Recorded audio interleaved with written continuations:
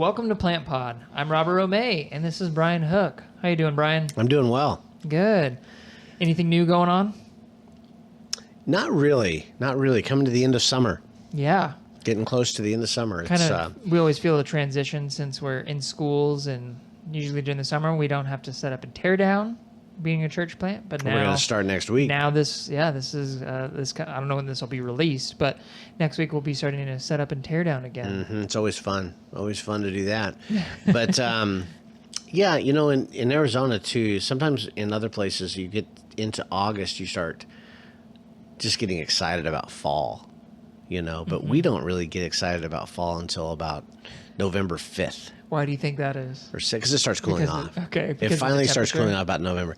And because other people have lived other places and they come to Tucson, they're like, I cannot wait for fall. And you're like, I don't have the heart to tell them it's not going to happen until November. You might want to wait till, I was going to say December, so you're a little more graceful. Like, I can't wait till it's going to cool off. And then September, it's still 180, you know, but. My markers for the seasons, for at least like getting cooler, is October, like the end of October, because I remember being trick-or-treating as a kid, and it would finally be cold, and when I didn't want it to be. You were Sierra Vista, though. I was in Sierra Vista. Yeah, I got cooler much quicker in Sierra Vista than did Phoenix. Yes. Oh, that's so true. Phoenix. Phoenix, you're hoping it'll get cooler around December 23rd. That's true. Ain't no white Christmas. I hope it drops under 100 before Christmas Eve. Yeah. We need a song for them that live in Phoenix. Instead of white Christmas, just not triple digits Christmas. Something like that.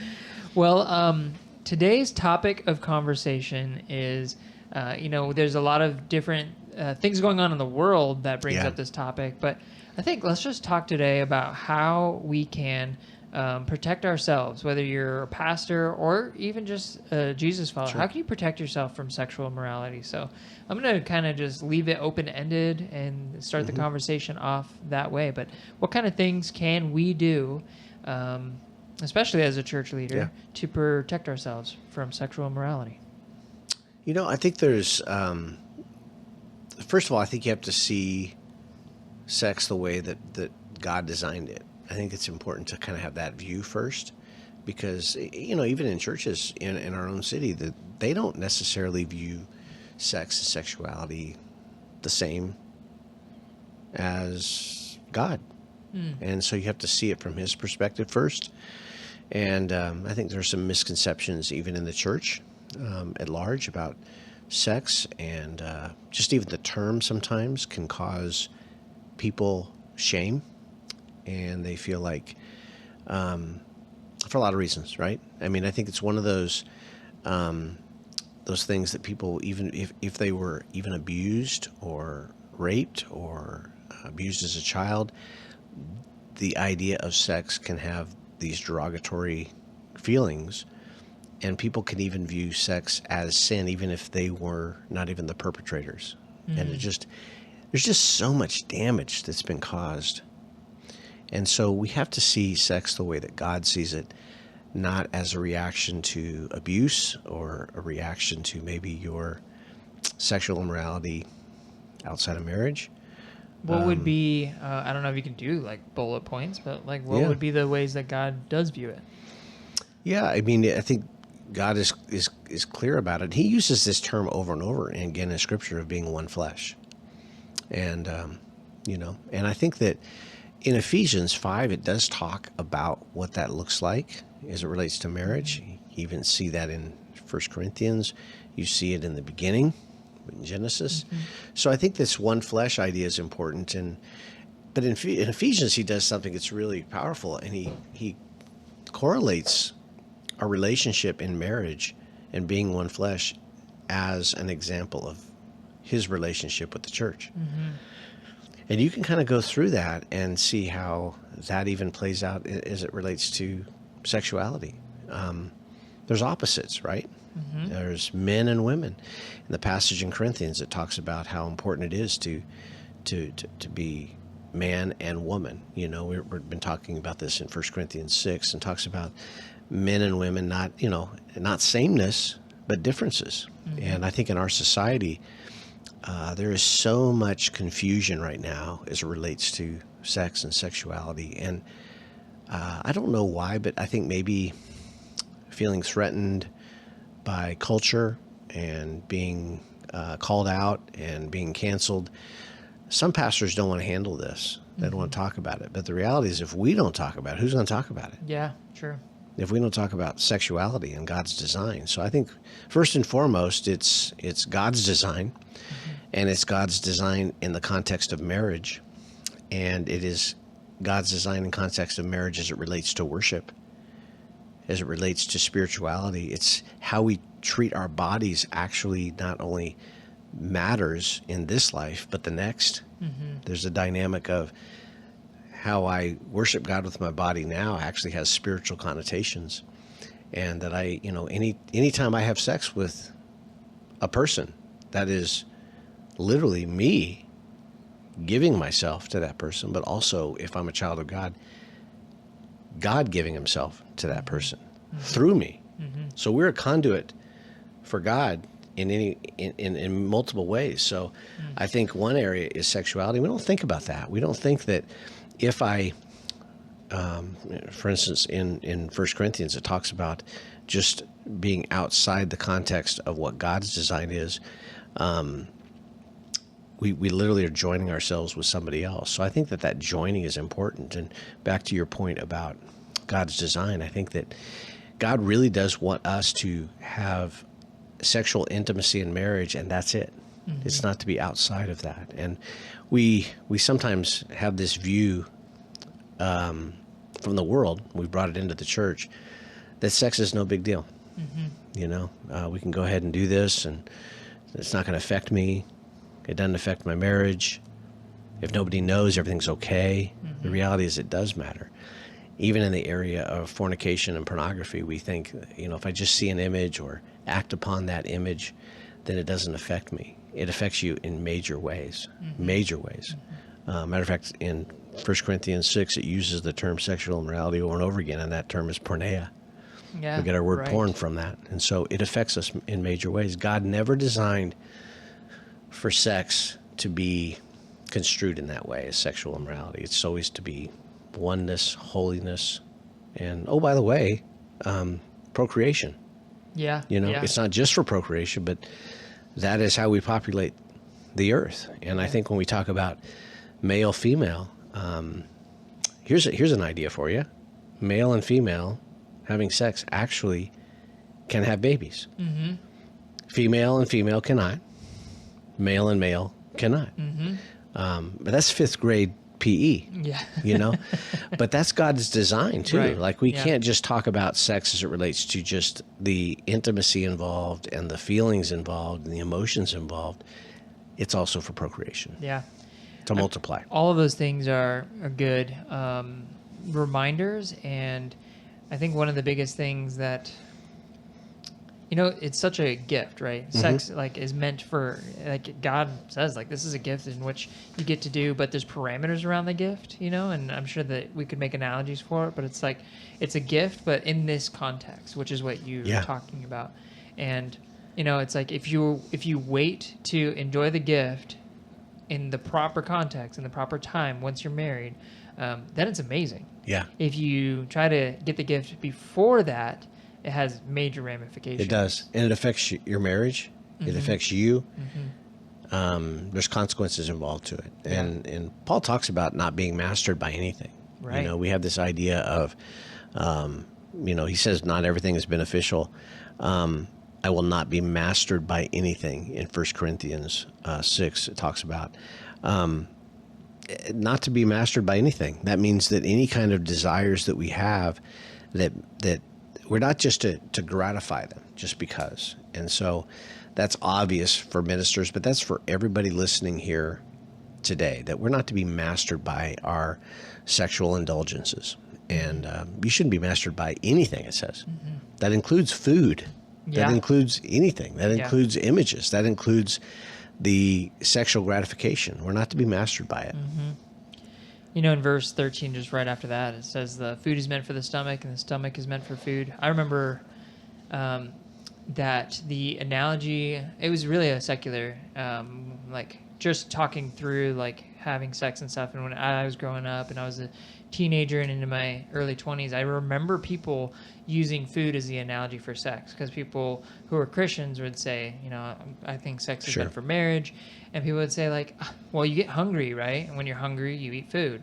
The body, we're all, like animals. And, when you have a desire, it's just like wanting food, you should do that. And it's funny that we read this. That's what Paul's talking about. And Paul's like literally talking about the Absolutely. same thing. Yeah. And it's 2,000 years later.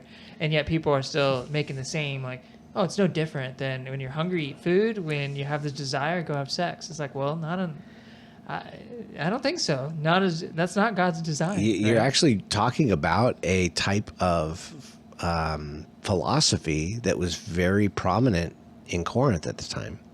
It still goes on today. Somebody probably, we don't have a call-in show, but somebody can tell me. But it derives from Plato. And Plato, who was only 70 miles from Corinth, he lived his life about 70 miles from Corinth. So very popular. And his view is that you can pretty much separate out the body from the soul, that there's a separation. That, in other words, what you do with the body does not affect the soul. Interesting. It doesn't affect you. Then your mind, will, and emotions, great. It's separate. You can do whatever you want. You can eat whatever you want. You can have sex. You can do whatever you want, but it will not affect. So this idea of that was prominent when Paul's talking about this. So as he's addressing this, he's actually pinpointing and laser focusing in on Plato's teaching. I did not know that. And so he's laser focused on it because it was prominent. And so he's like, no, let me tell you something. Just, you can't just, this is different. You can't just eat anything. That affects you. You can't just have sex. It affects you. He goes so far as to talking about, being one flesh and talks about husband and wife and goes into 7 and talking about, elevating the wife. It's the first Me Too movement, right? He's elevating the woman. And he's talking about things that was just uncommon back then. There were prostitutes everywhere. I think there was somewhere like 1 out of 30 citizens of Corinth were prostitutes. Oh, my goodness. So it was rampant. Male prostitutes, female prostitutes. And you can do that. You could sleep with a prostitute, and their view is that doesn't affect you. If you're hungry, eat. Right. If you're horny, go have sex. That's pretty much how it was. That's how they viewed it, yeah. And quite frankly, that's how it is today. Yeah, absolutely. In 2024, we say we can do whatever we want, and that's okay, and it should be celebrated as such. Right, yeah. It's just so interesting. In other words, we will live like animals and be celebrated as such. Yes, yeah. It's so interesting because a lot of times you read passages in Scripture and you really, if you want to do it justice, you have to try to put yourself in the shoes of someone 2,000 years ago. Yeah. And you still do when we read 1 Corinthians. But at the same time, this one almost feels like someone wrote it today. Yeah. Like we're still going through the same exact thing. That's the world we live in today. And we have to pastor in this world today, and we're trying to call people out to be holy and to live different. And quite frankly, there are many pastors that are listening. If the truth be said, they are addicted to porn as well. And they are engaged in things they shouldn't be doing. So what kind of things can a pastor do? I think the first thing to approach it is this sounds contrary, and I hope it does sound contrary. It's completely opposite of what I'm saying is, first of all, I think it's important to address it just as it is and how you should address it with your church members. And first and foremost, those that are listening, I think we just have to recognize the fact that we're messed up in this area.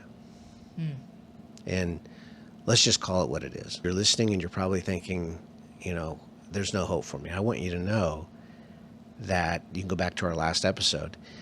God deals with sin on the cross, and he is able and willing to meet you right where you are in your sin and to take you from that into a better life. And all you have to do is humble yourself before God and say, I have blown it.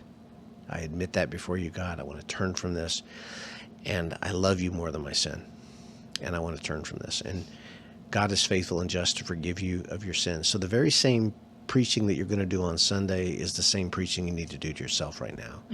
And you need to recognize that the pornography is not right and it's wrong, and extramarital affairs or sex outside of marriage is wrong. But the reality is this: approach this and not come at it from shame. Come at it with grace from God, and allow Him to meet you there, and move forward. God has a better life for you.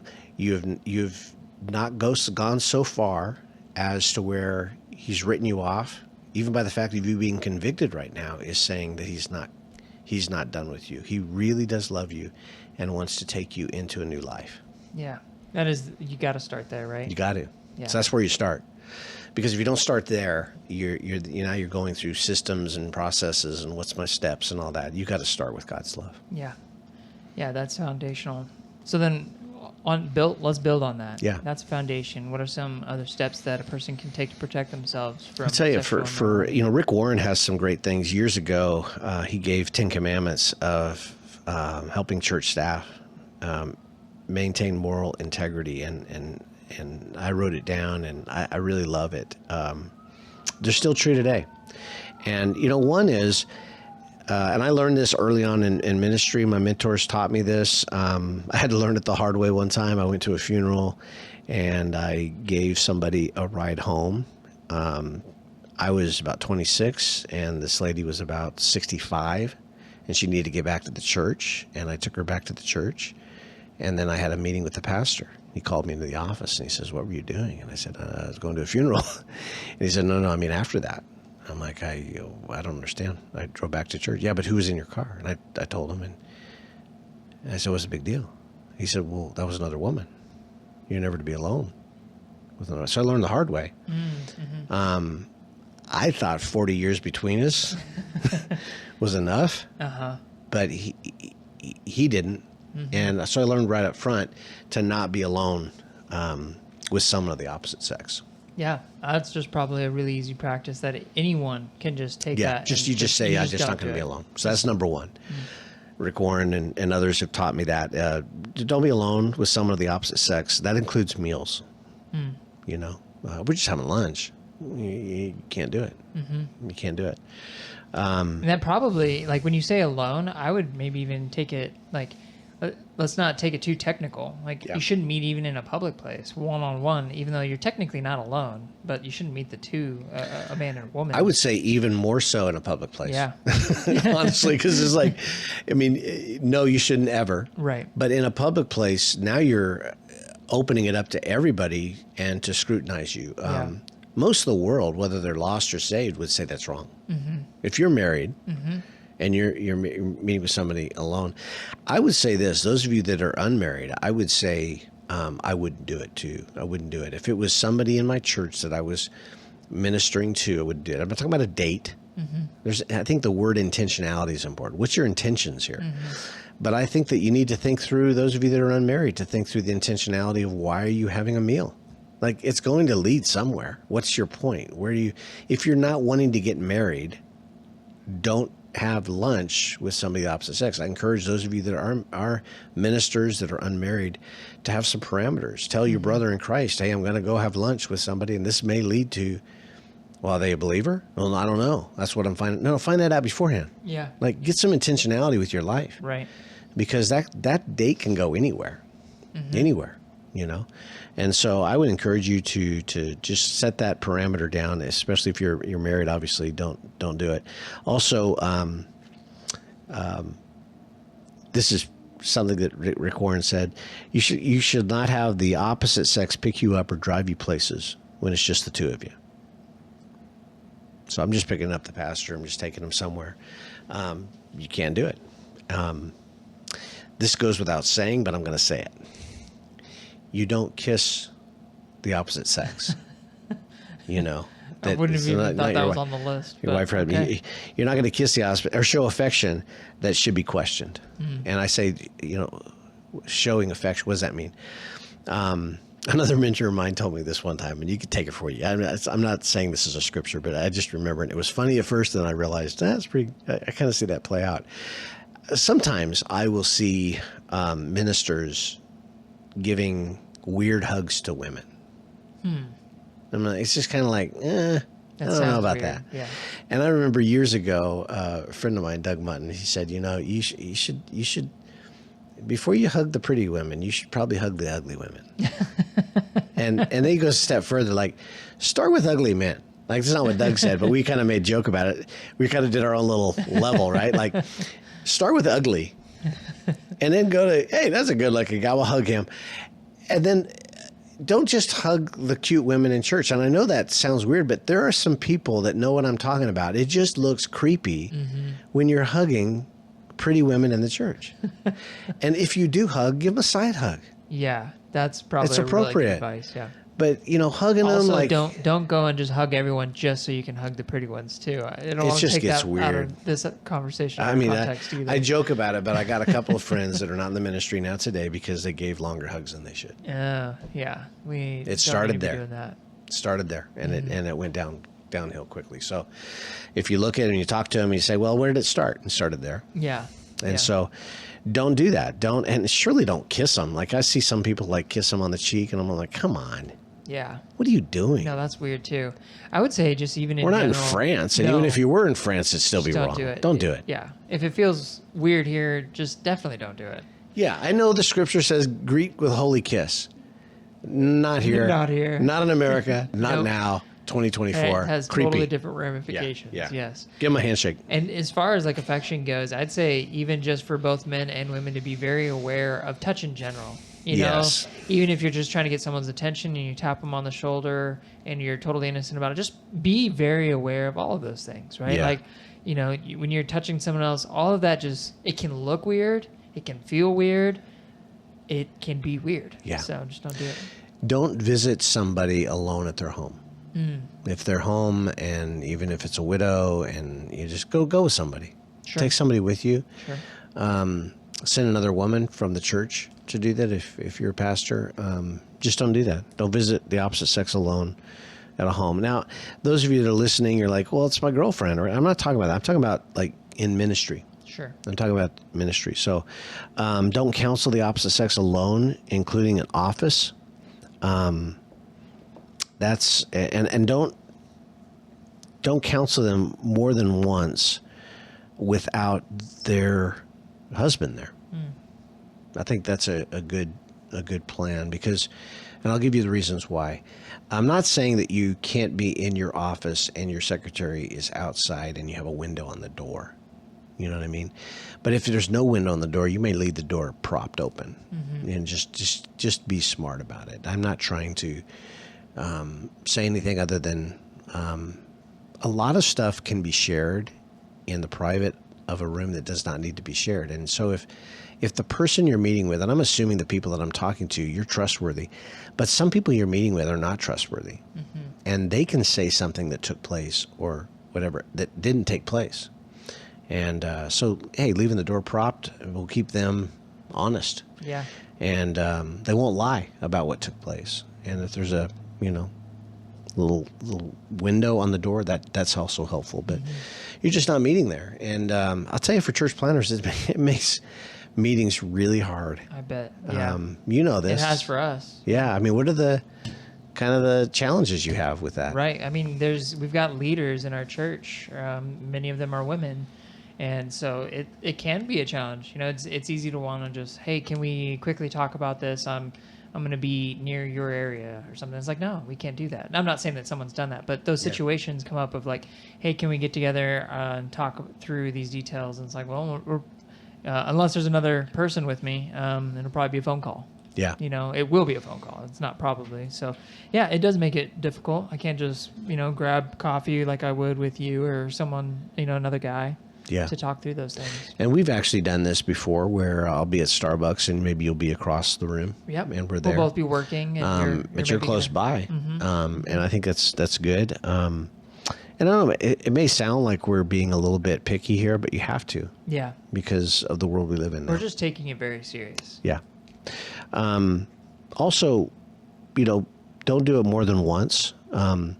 How easy it is sometimes for her to get something from you as far as talk and words, and she's not getting that at home. And wow, he's a godly man. I mean, people think of us a lot higher than they should sometimes.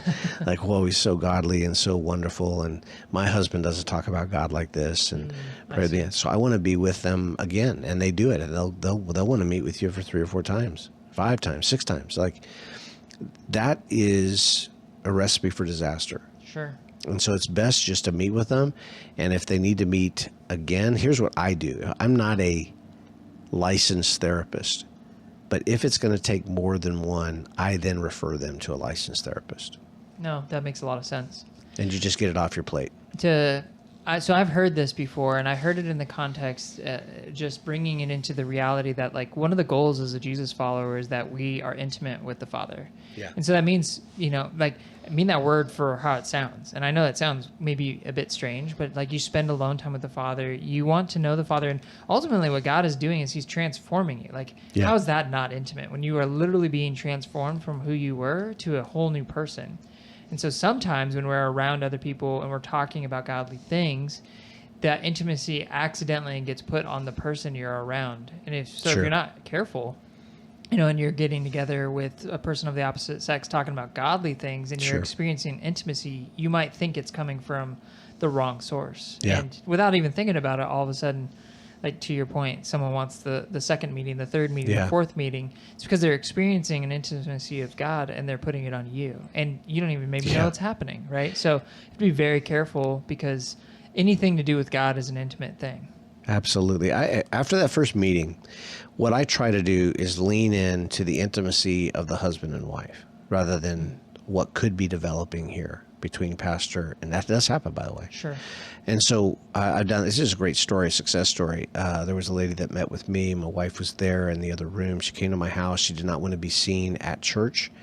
That's when we had a building in another city. This is not at Aspire.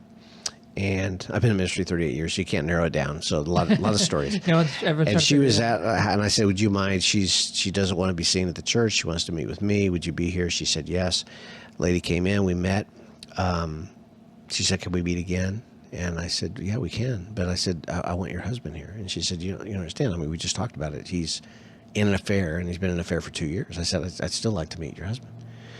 And he came, and man, I lowered the boom on him, man. I let loose. I said, listen, you got a wonderful wife here, and you've blown it, and I just don't see this turning around. And I think that you guys probably need to get your affairs in order. And speaking from a divorced man, I want you to know that your life's going to be changed. And I just went through the whole litany for about 20 minutes of what his life will look like as a dad that's going to see his kids every other week, summers, and having to put up with another man in her life now. And he left there, and I am happy to say that couple, I still see posts. They are the happiest couple I think I've ever seen in my life. Wow. They are wonderfully married. And here's the thing. That second meeting, we leaned in and we told the truth and we laid it out there. And I think sometimes that we don't really need 10 meetings. We need both of them in the same room, and let's figure this out. Yeah. And come into agreement. That's huge. And I don't think we need to go down the path of just, let the therapist take care of that stuff. Truth is truth. Do you love your wife or not? Do you love your husband or not? Yeah. Let's move forward. Man, on the last episode, I remember asking you how you deal with confrontation. I think that story kind of sums it up a little bit. Oh, man. I tell you, I think it was, I really do believe it was God. It flowed out of me, and just, I was weeping, she was weeping, he was weeping. They did not want to go down that path. And I didn't give them many scriptures. I just said, this is how it is. This is how it's going to be. And we have to do that. And don't keep meeting with a woman when you know that the problem can be resolved between agreement with them. Right. Like, just move forward. And so also don't discuss sexual problems with the opposite sex in counseling. You're not a sex therapist. That's not the place for it. Refer them. And as soon as that becomes an issue, you don't need to be sitting with somebody talking about sex, the opposite sex. you know, and you surely shouldn't be talking about yours. So that's the next thing, is don't talk about your marital problems with somebody of the opposite sex. That makes sense. And I say that because I shouldn't have to say that, but if you look at pastors through the years and I talk to them about where it went wrong, it started out with a woman or a man talking about their sexual issues and letting that permeate a little bit, catching you at a point of weakness, and before long you're actually in an affair. And it's crazy, but that woman actually thinks that you're better than her husband, and yet you're not doing it. Yeah. And get this, and you buy into the lie of thinking you are a better man for that woman than you really are. No, the best man for that woman is her husband. So get him in the room. Stop thinking you're all that. Stop having meetings and talking about sexuality and your marital problems. And I think that's, I'm just throwing it out there. I think that those two things are things that if you want to pinpoint where it all starts, it's typically that kind of stuff. Yeah. You really think you're all that, and you're not. She doesn't know that you stink in the morning. She doesn't know of all the problems you have. You know what? You know who knows that? Your wife. And she loves you. And so get out of that relationship. Stop meeting with women like that and move on. Because in weak points, we're all susceptible to give into that. Yeah.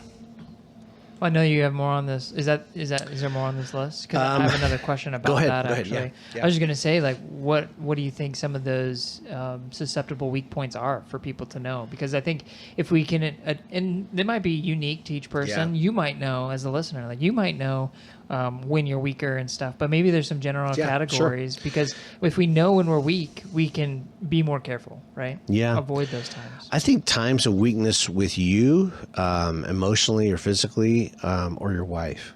I think. So when you're emotional, is that what you're saying? Is a point of when you can be weak? Maybe you're hungry. Maybe you're out of shape. Maybe you're struggling spiritually and not in the Word. Maybe the same's true for your wife. Maybe she's on her third child. Maybe she's gained 45 pounds. Maybe she doesn't look the same as she used to. And maybe you haven't had sex in a few months. Maybe she doesn't do things sexually for you that she once did. And you begin to think through, maybe I can find that somewhere else. And so I think that you're teetering on areas there. You better be careful. Yeah. And that's not the time to be meeting 2 or 3 times, 4 times with a woman of the opposite sex. Nobody's around. It's not that it might happen; it will happen. Right. It will happen, and they will say all the things that Satan wants them to say to you, and you know. And so I think you just have to be careful there. And so I think hungry. I think one of the weakest times for men is when we have a spiritual success.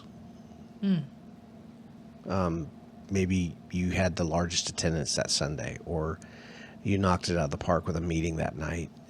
Small group was incredible. I don't know why, but sometimes Satan will hit you at those times. Sure. When you are at your high point. It happened to Peter, right? High point, cuts the ear off. I stood up for my Savior publicly. Look at me. A few hours later, he's denying him. Yeah.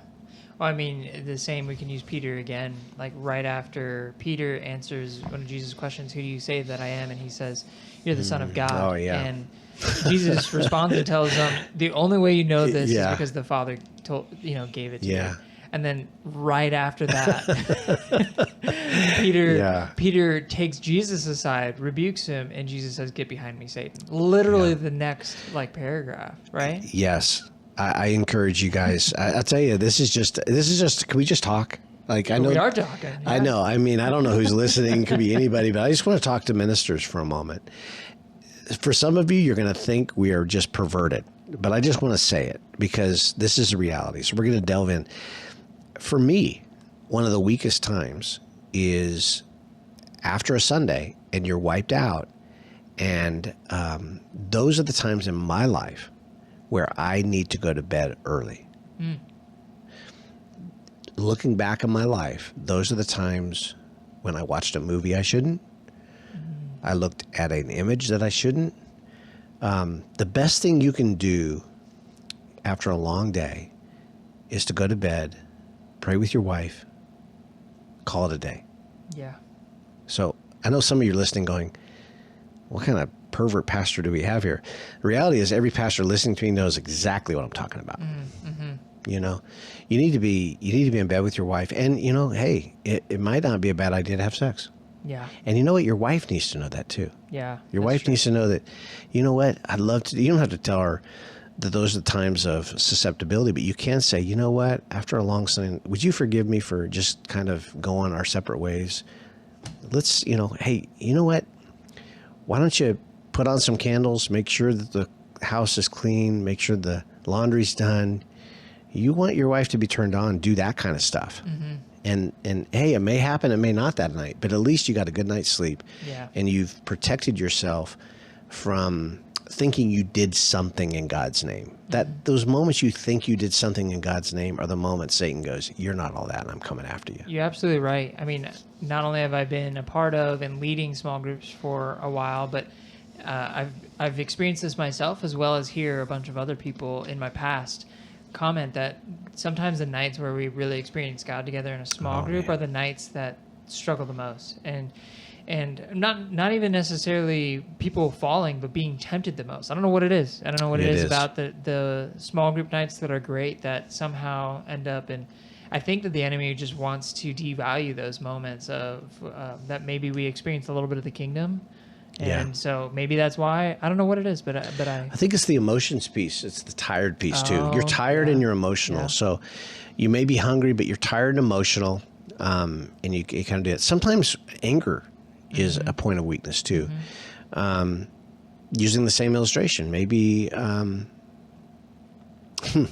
maybe your wife's just not feeling it that night, and you're angry. Yeah. And you say, you know what? I'm going to reward myself. Sure, fine then. And you know what? Ladies do it too. They say, you know what? You're going to treat me that way? The guy at the gym said hi to me. The guy at work shows me attention. Well, why'd you have the affair? Well, the guy at work said that I was all that, and my husband didn't. Right. So I rewarded myself. Yeah. So you look at the depth of it. It was anger. It was shame. Some sort of emotion. Satan loves to use that, and he's got a whole history of knowing how to make people slip up. Yeah. The same thing I'm dealing with. He goes back and says, you know what? There was this guy named Charles Spurgeon, and he was having that problem too. And you go back a little bit further, you know, Martin Luther had that problem too.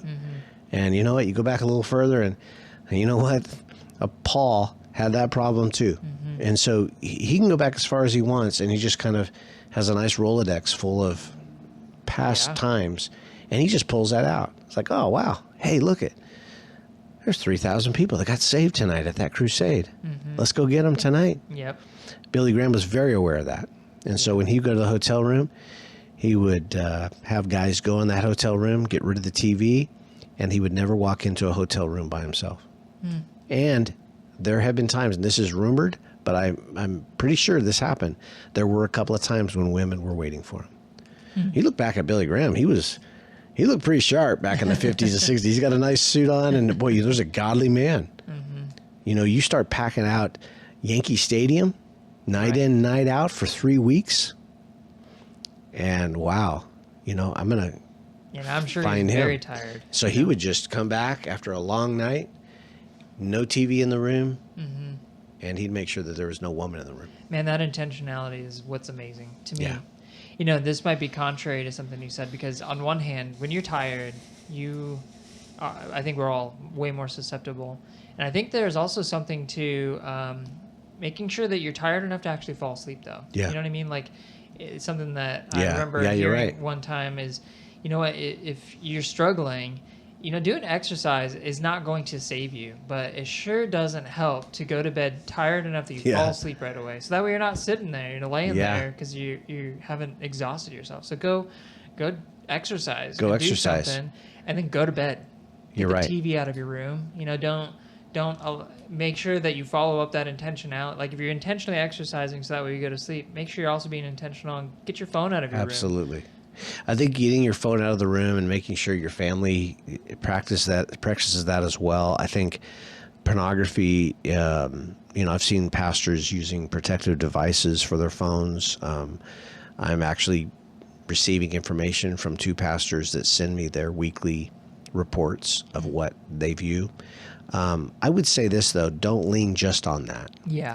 Because you can fool the devices. Oh, yeah, absolutely. And I think ultimately the reason you're not doing that is because God has a better plan for you. Yeah.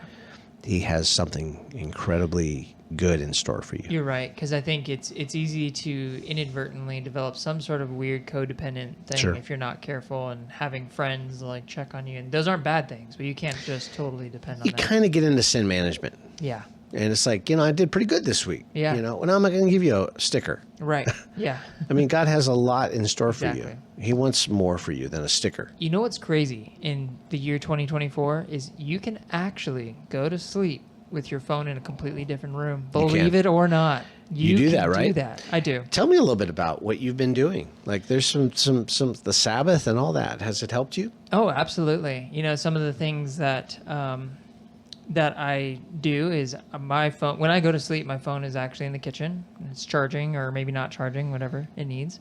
Every week, my wife and I, we do practice Sabbath. So we've started a few years ago, and we picked Friday because we had to be very intentional with that to begin with. We actually had to move our jobs around at the time because I was not working with our church in order to make that work. So we moved some job stuff around so that way we would have Fridays that we could treat as Sabbath.